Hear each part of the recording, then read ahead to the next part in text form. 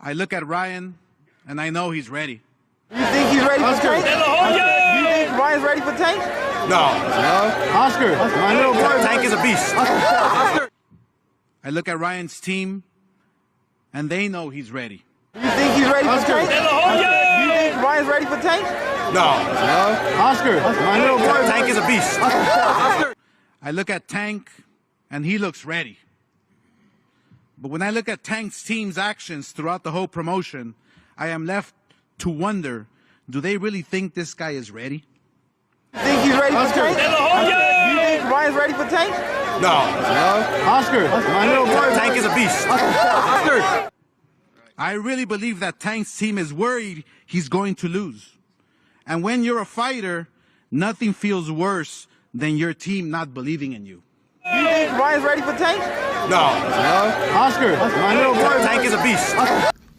What's going on, boxing fans? Welcome to the channel. It's Backchat TV. Well, we just heard a little clip there of Oscar Judas De La Hoya.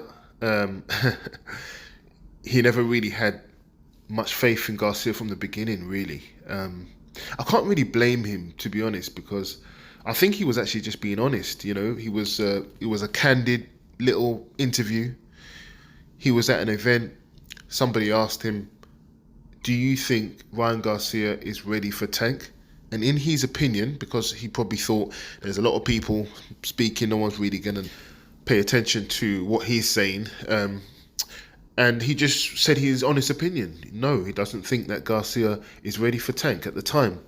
And I mean, it's a little bit of tongue in cheek, although I'm playing it as if, you know, he's kind of betrayed him in some way. I actually think he was just being honest. I actually think Oscar De La Hoya, you know, being a former fighter himself, just seen Garcia in the ring, and he's seen Tank come up through the ranks. And I think he just saw what most people saw, you know, that Garcia is not a complete fighter. And there's nothing wrong with that. At 24, or however old he is, you know, there's nothing wrong with that. He hasn't developed a lot of skills yet to do with footwork. He hasn't developed different types of punches apart from his left hook, his straight right. You know, there's so many things for him to really learn. He kind of reminds me of Amir Khan, which I said in a previous video, in the way that when Amir Khan was coming up in the rankings from the amateurs to the pros, you know, he knocked out a lot of fighters, and he was kind of running through the division, and people thought, wow, he's going to be something great. He had a blistering hand speed, and that was catching a lot of people out. And Garcia's kind of the same kind of body mechanics, if you know what I mean. Very fast hands, kind of fast feet as well. You know, quite athletic build, and that kind of style can come unstuck the further you go up the ranks. As you get to fight more professional fighters that have been in the game longer, fighters who are more seasoned, more skilled overall, you know, it becomes more difficult. And that's what's probably going to happen to Garcia. And that's what Oscar De La Hoya could see. You know, he's looking at Garcia as in, you know, how complete is Garcia? Yes, he has punching power. Yes, he has speed. But what about all the other things, you know? Don't forget, Oscar De La Hoya has fought the likes of Floyd Mayweather. Oscar De La Hoya had speed. He had punching power, you know, and he gave Floyd Mayweather quite a good fight. But in the end, Floyd Mayweather was the more complete fighter.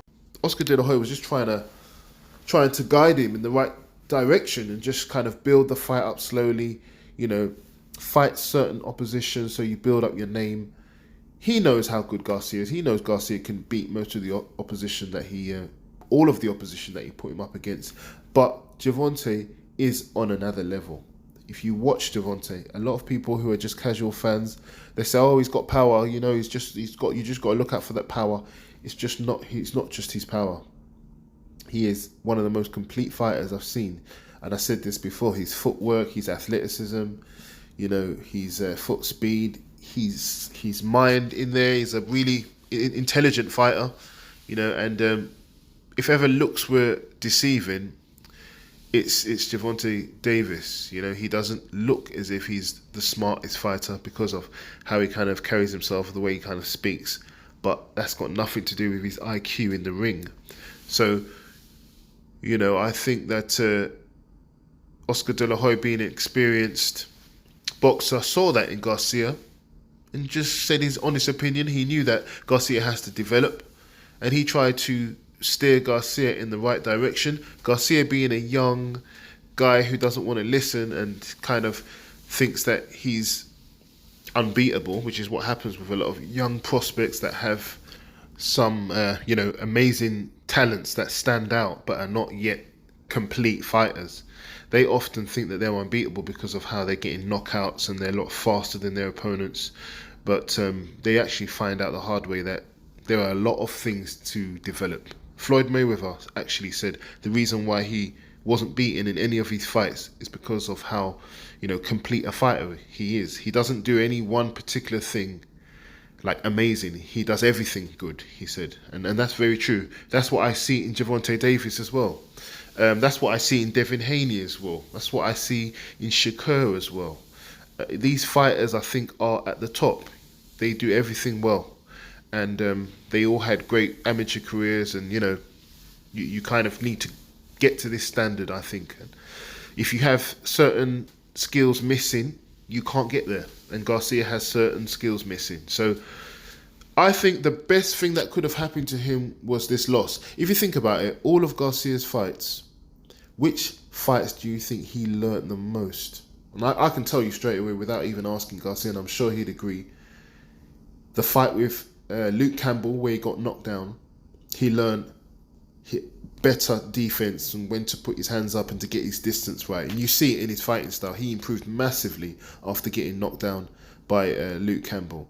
And now this loss by Gervonta Davis, do you honestly think it's going to be easy to beat Ryan Garcia now after tasting the defeat from Gervonta Davis, after finding out what level he has to be at, this kind of speed that he has to be at, the kind of defense that he needs to have, how strong he needs to be?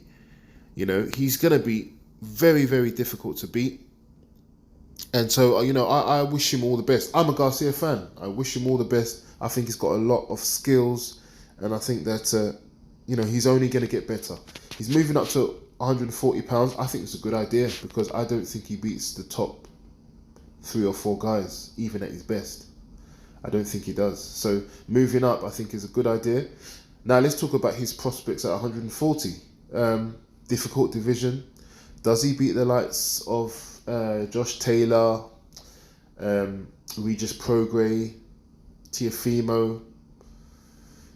There's a few fighters up there at 140 pounds. It's going to be a difficult ask for Garcia, but I would throw him right in the mix, to be honest. I think he'd give all of those a good fight. I think Regis Prograis going to be a tough fight for him, and but I think the rest of them, Teofimo can be beaten, and the rest of the guys, I put him right in there. So I think he's going to enjoy it more at 140. He said he feels stronger at 140 pounds. He is a natural 140 pound fighter. He's a tall guy. He's not small.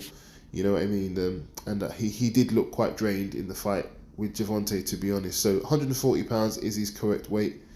I'd like to see him up there. Maybe he'll get a fight with Adrian Broner. Who knows? But I'd like to see him up there and mixing it up with the top guys. And I think he's got a chance of becoming a champion. So, he shouldn't let this loss kind of put him out of the rankings of being, or the chance of being the face of boxing again.